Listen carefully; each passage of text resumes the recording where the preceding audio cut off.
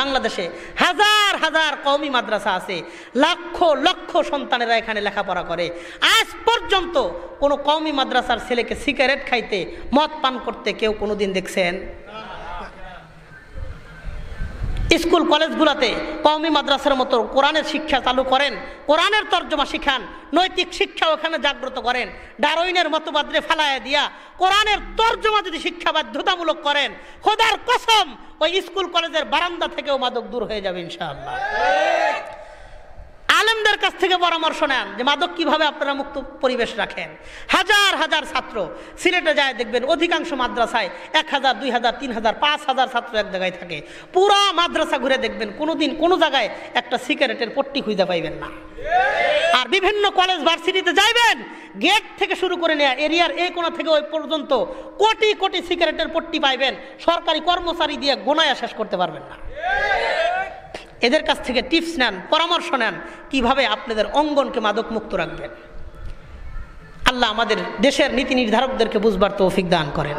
এই যে আমরা রাস্তাঘাটে চলি, সারাদিন বিভিন্ন জায়গায় তো যাইতে হয়। এখান থেকে আমার যে মাদ্রাসা থেকে আসছি প্রায় 300 কিলো দূরত্ব, নানান রকমের জায়গা থেকে আসি। নানান রকমের জায়গা থেকে পুলিশ প্রশাসনরা অনেক জায়গায় গাড়ি থামায়া নানান রকমের জিজ্ঞাসা করে, হয়রানি করে, মামলা সামলা অনেক কিছু দেয়। তো কিছু হাদিয়া তোফা দিলে, বকশিস দিলে তারা ছাইরা দেয়। তো আমরা চিন্তা করি ওখান থেকে একটা গাড়ি যদি সিলেটে এসে বিপদে পড়ে, মামলা খায়, ওই ঢাকা থেকে মামলাটা ভাঙ্গানোর জন্য আবার সিলেট আসতে হবে। এই সংশ্লিষ্ট থানা ছাড়া গাড়ির মামলা ভাঙ্গা যাবে না। তো এটা কি বিশাল একটা পেরেশানির ব্যাপার। তো আমরা অনেক চেষ্টা করি কোনো রকম মামলা না দিয়ে বিষয়টাকে সলভ করা যায় কিনা। তো এই 3-4 মাসে কত টাকা যে ওই সমস্ত মানুষদেরকে হাদিয়া দেওয়া লাগে হিসাব নাই। তা আমি একদিন এক কনস্টেবলের সাথে কথা বলছি, পার্সোনালিটি সার্জেন্ট, তাদেরকে সার্জেন্ট বলে। কয় হুজুর, প্রত্যেকটা সার্জনকে দিনে 20টা মামলা দেওয়া বাধ্যতামূলক। প্রত্যেকটা সার্জনকে দিনে 20টা মামলা দেওয়া বাধ্যতামূলক। যদি আমরা না দেই তাহলে আমাদের প্রমোশনের ঘাটতি হয়। তার মানে আমি দায়িত্ব পালন করতেছি না।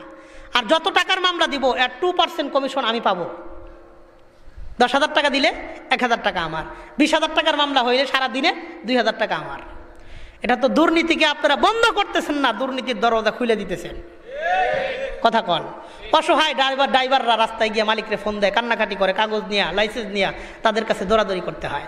এক সার্জনের সাথে আমি কথা বলছি, ভাই কেন আপনারা মানুষদেরকে এইভাবে হয়রানি করেন? অনেক সিস্টেম আছে, অথেন্টিক সিস্টেমে মামলা দেন, অসুবিধা নাই। কয় হুজুর সত্যি কথা কমু? কয় কন। কয় 20 লক্ষ টাকা দিয়ে আমি পুলিশের চাকরিতে ঘুষ দিয়ে চাকরিতে জয়েন করছি। 20 লক্ষ টাকা, 18 লক্ষ টাকা দেওয়ান লাগছে, পরে আরো 2 লাখ চাইছে। 20 লক্ষ টাকা দিয়ে ঢুকছি। আমি যেই বেতন পাই, এই বেতন পাইয়া যদি ওই টাকা উঠাইতে যাই 200 বছর চাকরি করা লাগবে আমার। চিন্তা করেন। তার মানে উনি যে চাকরি যে পদ্ধতিতে পাইছে, মেন জায়গা যেখানে ঘুষ দিয়ে চাকরিতে ঢুকতে হয়, ওই মেন জায়গা বন্ধ করেন, সমাজের প্রত্যেকটা রাস্তাঘাট থেকে দুর্নীতি উঠে যাবে। ওই জায়গায় বিশাল আকারে নিয়ে নিবেন, তারা বাধ্য হয়ে আজকে ঘুষ খাইতে হয়। কথা কন। আল্লাহ আমাদেরকে মেন জায়গাগুলো, দুর্নীতির মেন জায়গাগুলো বন্ধ করার তৌফিক দান করেন।